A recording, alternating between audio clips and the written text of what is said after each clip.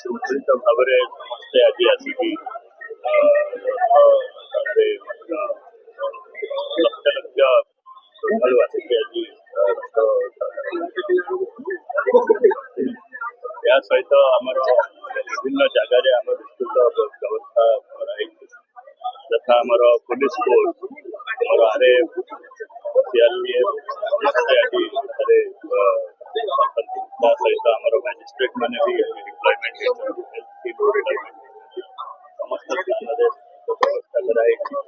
ଆଗକୁ ମଧ୍ୟ shift wise ସମସ୍ତ କାର୍ଯ୍ୟକ୍ରମ ପାଇଁ ଆମେ ସବୁ ଅଫିସିଆଲ ସେଠାରେ ଉପସ୍ଥିତ ରହିବୁ। ରାତି ପାଇଁ ମଧ୍ୟ ଯେହେତୁ ରାତିରେ ଅଧିକ ଭିଡ଼ ହୋଇପାରେ ତା ପାଇଁ ମଧ୍ୟ ଏବଂ ନୀତିକାନ୍ତି ମଧ୍ୟ ଏବେ ସଫିସିଏଣ୍ଟ ଆମେ କହିପାରିବା ନାହିଁ, କିନ୍ତୁ ଆମର ଯାହା ବି ସବୁ ସମ୍ମିଳିତ ସମନ୍ୱୟ ସହିତ ଆମେ ସବୁ ଆମର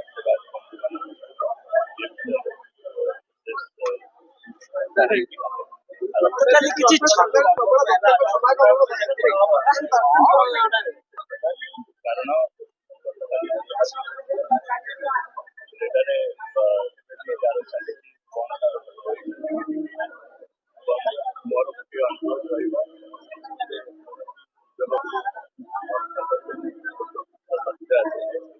କିନ୍ତୁ ସାର୍ କଡନ ପାସ୍ କେତେ ଇସ୍ୟୁ ହେଇଥିଲା ଯେ 20,000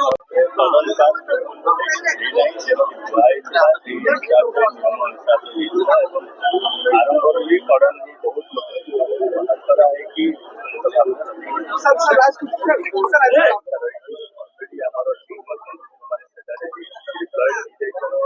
ରାତିରେ ପାଖାପାଖି 30 ଜଣ ମ୍ୟାଜିଷ୍ଟ୍ରେଟ୍ ଚାରିଆଡ଼େ ବ୍ୟବସ୍ଥିତ ଭାବରେ ଦର୍ଶନ ରହିବେ।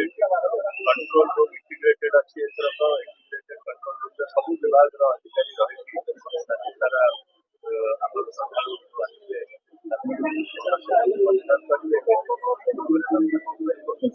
ଟ୍ରାଫିକ ବ୍ୟବସ୍ଥା, ପୁଲିସ ବ୍ୟବସ୍ଥା ସମସ୍ତ ଆମେ କଣ୍ଟ୍ରୋଲ ରୁମ୍କୁ ମଧ୍ୟ ପୁନର୍ବାର ରଥଟଣା କାର୍ଯ୍ୟ ଆଜି ଆରମ୍ଭ ହୋଇଥିଲା ଏବଂ ଶୃଙ୍ଖଳିତ ଭାବରେ ଏବଂ ଏକ ସୁନ୍ଦର ଅନୁକୂଳ ପରିବେଶରେ ରଥତ୍ରୟ ଶ୍ରୀଗୁଣ୍ଡିଚା ମନ୍ଦିର ସିଂହଦ୍ୱାର ଚକଡ଼ାରେ ପହଞ୍ଚିଛନ୍ତି ଏବଂ ଯାହା ବି ନୀତିକାନ୍ତି ଥିଲା ରଥ ଉପରେ ତାହା କରାଯାଇଥିଲା ବଡ଼ି ସକାଳୁ ଏବଂ ତାପରେ ନୀତି ସରିବା ପରେ ରଥଟଣା କାର୍ଯ୍ୟ ଆରମ୍ଭ ହୋଇଥିଲା ଏବଂ ରଥତ୍ରୟ ପହଞ୍ଚିବା ପରେ ଏବେ ଶ୍ରୀଗୁଣ୍ଡିଚା ମନ୍ଦିର ଚକଡ଼ାରେ ଲକ୍ଷାଧିକ ଭକ୍ତ ଦର୍ଶନ କରୁଛନ୍ତି। ଶୃଙ୍ଖଳିତ ଦର୍ଶନର ମଧ୍ୟ ବ୍ୟବସ୍ଥା କରାଯାଇଛି। ଆସନ୍ତାକାଲି ଆଡ଼ପ ମଣ୍ଡପ ପହଣ୍ଡି ପୂର୍ବରୁ ସମସ୍ତ ଦର୍ଶନ ସମସ୍ତେ ଶୃଙ୍ଖଳିତ ଭାବରେ କରିବେ। କୌଣସି ପ୍ରକାର ଅଘଟଣ ବା କୌଣସି ବିଶୃଙ୍ଖଳାକୁ ଏଡ଼େଇବା ପାଇଁ ସୁରକ୍ଷା ବାହିନୀ, ମାଜିଷ୍ଟ୍ରେଟ୍ ଏବଂ ଅଧିକାରୀମାନେ ମୁତୟନ ଅଛନ୍ତି। ଆମେ ସମସ୍ତେ ରହିକି ତାକୁ ଜିଲ୍ଲାପାଳ, SP ଏବଂ ବରିଷ୍ଠ ପୁଲିସ ଅଧିକାରୀ ଏବଂ ଅନ୍ୟାନ୍ୟ ଅଧିକାରୀ ଯେଉଁମାନେ ଅଛନ୍ତି ନିୟୋଜିତ ହୋଇଛନ୍ତି ଆମେ ସମସ୍ତେ ରହିକି ଏହି କାର୍ଯ୍ୟଗୁଡ଼ିକର ତଦାରଖ କରୁଛୁ, ସମୀକ୍ଷା କରୁଛୁ। ମାନ୍ୟବର ମୁଖ୍ୟମନ୍ତ୍ରୀ ମଧ୍ୟ ବିଭିନ୍ନ ସମୟରେ ଆମକୁ ଖବର ପଚାରି ବୁଝୁଛନ୍ତି, ବିଧିମନ୍ତ୍ରୀ ଏବଂ ଅନ୍ୟାନ୍ୟ ବରିଷ୍ଠ ଅଧିକାରୀ। ତେଣୁ ଆମେ ସମସ୍ତଙ୍କର ଆମେ ଧନ୍ୟବାଦ ଜ୍ଞାପନ କରିବାକୁ ଚାହୁଁଛୁ। ବିଶେଷ କରି ଯେହେତୁ ନୀତିକାନ୍ତି ସମ୍ପାଦନରେ ଗତକାଲି ଯେମିତି ଘୋଷଯାତ୍ରାରେ ମଧ୍ୟ ନୀତିକାନ୍ତି ସମ୍ପାଦନରେ ସେବକ ବନ୍ଧୁମାନେ ଆମକୁ ସହଯୋଗ କରିଥିଲେ ଏବଂ ଶୃଙ୍ଖଳିତ ଭାବରେ ସମୟାନୁବର୍ତ୍ତୀ ହେଇ ନୀତିକାନ୍ତି ସମ୍ପାଦନ କରିଥିଲେ, ତାଙ୍କୁ ମଧ୍ୟ ଗଭୀର ଭାବରେ କୃତଜ୍ଞତା ଜ୍ଞାପନ କରୁଛୁ। ଆସନ୍ତାକାଲି ଆଡ଼ପ ମଣ୍ଡପ ପହଣ୍ଡି 18 ଜୁଲାଇ ସନ୍ଧ୍ୟାରେ ଅନୁଷ୍ଠିତ ହେବ। ଆମେ ପ୍ରକୃଷ୍ଟ ସମୟ ଆପଣଙ୍କୁ ଆମେ ଜଣେଇଦେବୁ, କାରଣ ଅନ୍ୟାନ୍ୟ ନୀତିକାନ୍ତି ସମ୍ପାଦନ ଉପରେ ପହଣ୍ଡିର ସମୟ ନିର୍ଭର କରେ, କିନ୍ତୁ ପାଖାପାଖି ଧରି ନିଅନ୍ତୁ ସନ୍ଧ୍ୟା 7ଟା ପାଖାପାଖି ସେଇ ପହଣ୍ଡି ହବ ବୋଲି ଆମେ ଆଶା କରୁଛୁ, ପ୍ରାର୍ଥନା କରୁଛୁ। ଆଡ଼ପ ଅବଢ଼ା ମଧ୍ୟ ପାଇପାରିବେ ଭକ୍ତ ଶ୍ରଦ୍ଧାଳୁ ଆସନ୍ତାକାଲି ଠାରୁ। କିନ୍ତୁ ଯେହେତୁ ଆମେ ପାଗ ଭଲ ରହିଛି ଆଜି, ଗତକାଲି ପ୍ରତିକୂଳ ପାଗ ସତ୍ତ୍ୱେ ଲକ୍ଷାଧିକ ଭକ୍ତ ଦର୍ଶନ କରିଥିଲେ ଏବଂ ଆଜି କେବଳ ଭକ୍ତମାନେ ରଥାରୂଢ଼ ବିଗ୍ରହ ମାନଙ୍କର ଦର୍ଶନ କରିନାହାନ୍ତି, ସେମାନେ ରଥକୁ ଟାଣିଛନ୍ତି ମଧ୍ୟ। ଆମେ ଯାହା ସୂଚନା ନେଉଥିଲୁ ଅନେକ ଭକ୍ତ ଶ୍ରଦ୍ଧାଳୁ ମହାପ୍ରଭୁଙ୍କ ସାନ୍ନିଧ୍ୟ ପାଇଁ ଗଦଗଦ ହଉଛନ୍ତି। ଆଡ଼ପ ଦର୍ଶନ ପାଇଁ ମଧ୍ୟ ଶୃଙ୍ଖଳିତ ଦର୍ଶନ କରାଯାଇଛି। ସିଂହଦ୍ୱାର ଦେଇକି ଯିବେ ଏବଂ ନାଟଣା ଦ୍ୱାର ଦେଇକି ବାହାରିବେ।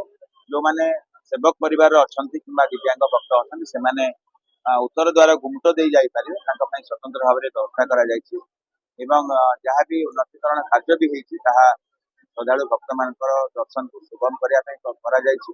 ସମସ୍ତଙ୍କର ସହଯୋଗ ପାଇଁ ଆମେ ଗଭୀର ଭାବରେ ସମସ୍ତଙ୍କୁ କୃତଜ୍ଞତା ଜ୍ଞାପନ କରୁଛୁ ଏବଂ ରଥଯାତ୍ରା ଘୋଷଯାତ୍ରାର ପ୍ରକ୍ରିୟା ରାଜଦ୍ୱାରାଭିଷେକ ନୀତି ଠାରୁ ନୀଳାଦ୍ରି ବିଜେ ପର୍ଯ୍ୟନ୍ତ ବହୁତ ଲମ୍ବା ପ୍ରକ୍ରିୟା।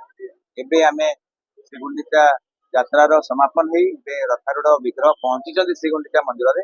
ଆହୁରି ଯାହା ବି ଦେବ ନୀତି ରହିଛି ଏବେ 20 ତାରିଖରେ ଆମର ଅଧର ଆମେ ଯୋଉ ଦକ୍ଷିଣ ମୋଡ ହବ, ତାପରେ ହେରା ପଞ୍ଚମୀ ହବ, ଦକ୍ଷିଣ ମୋଡ ହବ, ସନ୍ଧ୍ୟା ଦର୍ଶନ ହବ, ବାହୁଡା ଯାତ୍ରା ହବ, ତାପରେ ସୁନାବେଶ, ଅଧରପଣା, ନୀଳାଦ୍ରି ବିଜେ ପର୍ଯ୍ୟନ୍ତ ଯାହା ବି ନୀତି ରହିଛି ସବୁ କିଛି ନୀତିକାନ୍ତି ସଠିକ ଭାବରେ ସମାପନ ହଉ, ଏହା ହିଁ ଆମେ ମହାପ୍ରଭୁଙ୍କୁ କାମନା କରୁଛୁ, ପ୍ରାର୍ଥନା କରୁଛୁ।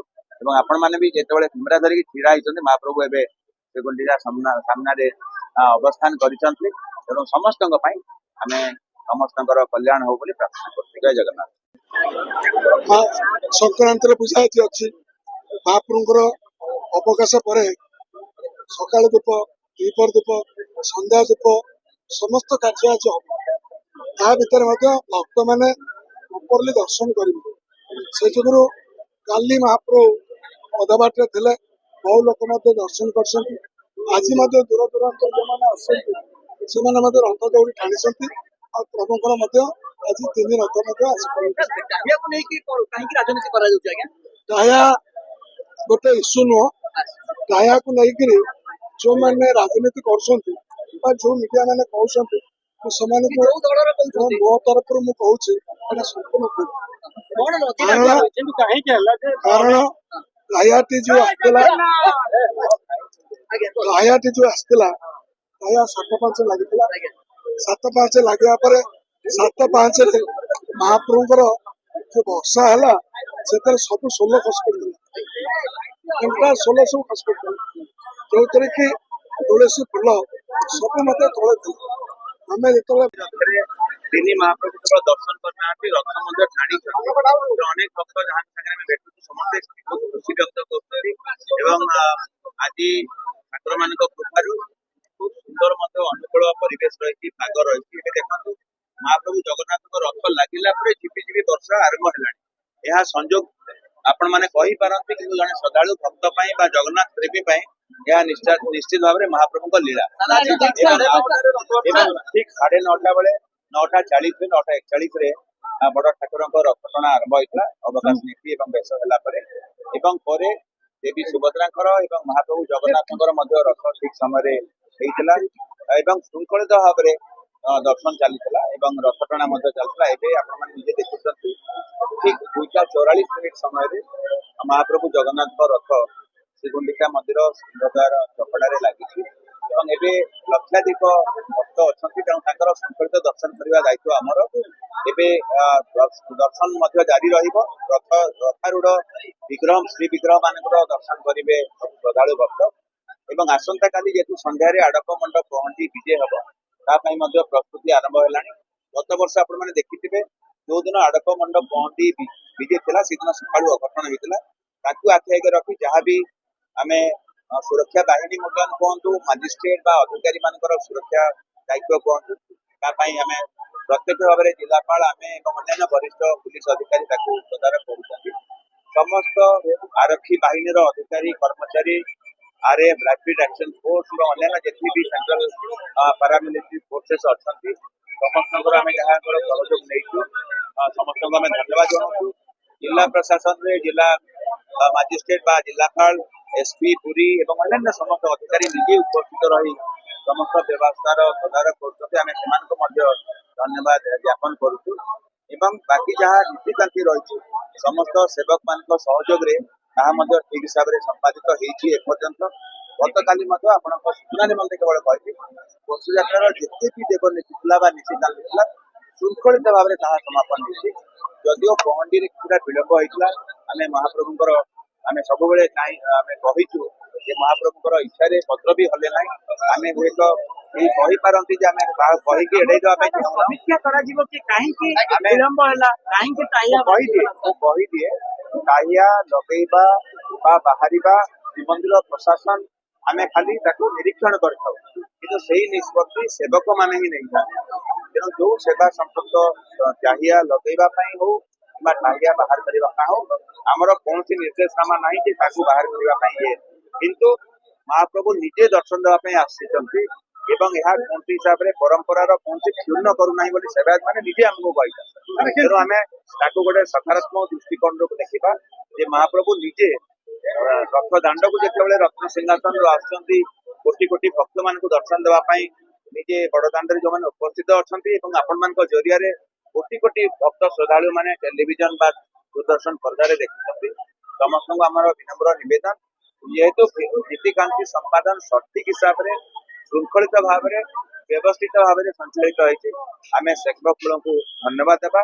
ଭକ୍ତ ଶ୍ରଦ୍ଧାଳୁ ମାନେ ମଧ୍ୟ ଲକ୍ଷାଧିକ ଦର୍ଶନ କରିଛନ୍ତି ଏବଂ ଗତକାଲି ହୁଏତ ମହାପ୍ରଭୁ ଯଦି ସିଧାସଳଖ ଶ୍ରୀଗୁଣ୍ଡିଚା ଚାଲି ଆସିଥାନ୍ତେ ଆହୁରି ଅନେକ ଲକ୍ଷାଧିକ ଭକ୍ତ ଆଜି ଯେଭଳି ଭାବରେ ଦର୍ଶନ କଲେ ଶୃଙ୍ଖଳିତ ଭାବରେ ତାହା ସେଥିରୁ ବଞ୍ଚିତ ହେଇପାରେ। ମହାପ୍ରଭୁଙ୍କ ଇଚ୍ଛା ହୁଏତ ଆମେ କେହି ତାକୁ ବୁଝିପାରିବା ନାହିଁ କିନ୍ତୁ ଯୋଉମାନେ ଆଜି ଶୃଙ୍ଖଳିତ ଭାବରେ ଦର୍ଶନ କରିଥିଲେ ଆପଣ ଭକ୍ତ ଶ୍ରଦ୍ଧାଳୁ ମାନଙ୍କର ତାଙ୍କର ଫିଡବ୍ୟାକ୍ ଦିଅନ୍ତୁ ସେମାନେ ନିଜେ ହିଁ କହିବେ କିଭଳି ଭାବରେ ଦର୍ଶନ କରିଛନ୍ତି ଏବଂ ସମସ୍ତେ ଖୁସି ହେଇକି ଦର୍ଶନ କରିଛନ୍ତି। ସେଇ ଆବେଗ ସେଇ ଯୋଉ ଭକ୍ତି ଏବଂ ତାଙ୍କର ଯୋଉ ଶ୍ରଦ୍ଧା ରହିଛି ମହାପ୍ରଭୁଙ୍କ ପ୍ରତି ତାହା ସେଇ ନିଷ୍ଠା ଆଜି ପରାକାଷ୍ଠା ଆମେ ଆଜି ଦେଖିଛେ ବଡଦାଣ୍ଡରେ ଏବଂ ଭକ୍ତ ଶ୍ରଦ୍ଧାଳୁ ମାନେ କେବଳ ମହାପ୍ରଭୁଙ୍କର କେବଳ ଦର୍ଶନ କରିନାହାନ୍ତି ରଥାରୂଢ ବିଗ୍ରହ ମାନଙ୍କର ସେମାନେ ରଥ ମଧ୍ୟ ଟାଣିଛନ୍ତି। ତେଣୁ ତାଙ୍କ ପାଇଁ ନିଶ୍ଚିତ ଭାବରେ ଏହା ସୌଭାଗ୍ୟର ଅବସର। ଆପଣ ମାନଙ୍କ ସମସ୍ତଙ୍କ ସହଯୋଗ ପାଇଁ ଆମେ କୃତଜ୍ଞତା ଜ୍ଞାପନ କରୁଛୁ। ଶ୍ରଦ୍ଧାଳୁ ଭକ୍ତ ମାନଙ୍କୁ ମଧ୍ୟ ଶୃଙ୍ଖଳିତ ଭାବରେ ସେମାନେ ଏଥିରେ ସାମିଲ ହେଇଥିବାରୁ ତାଙ୍କୁ ମଧ୍ୟ ଆମେ ଗଭୀର ଭାବରେ କୃତଜ୍ଞତା ଜ୍ଞାପନ କରୁଛୁ। ମହାପ୍ରଭୁଙ୍କର ସମସ୍ତଙ୍କ ଉପରେ ଅନୁଗ୍ରହ ଏବଂ ଆଶୀର୍ବାଦ ରହିଥାଉ ଏହା ହିଁ କାମନା କରୁଛୁ। ମହାପ୍ରଭୁ ଜଗନ୍ନାଥ ବଡ ଠାକୁର ବଳଭଦ୍ର ମହାପ୍ରଭୁ ଦେବୀ ସୁଭଦ୍ରା ଚକ୍ରରାଜ ସୁଦର୍ଶନ ସମସ୍ତଙ୍କର ମଙ୍ଗଳ କରନ୍ତୁ ଏହା ହିଁ ଆମେ ତାଙ୍କର ପାଦ ପଦ୍ମରେ ପ୍ରାର୍ଥନା କରୁଛୁ। ଜୟ ଜଗନ୍ନାଥ।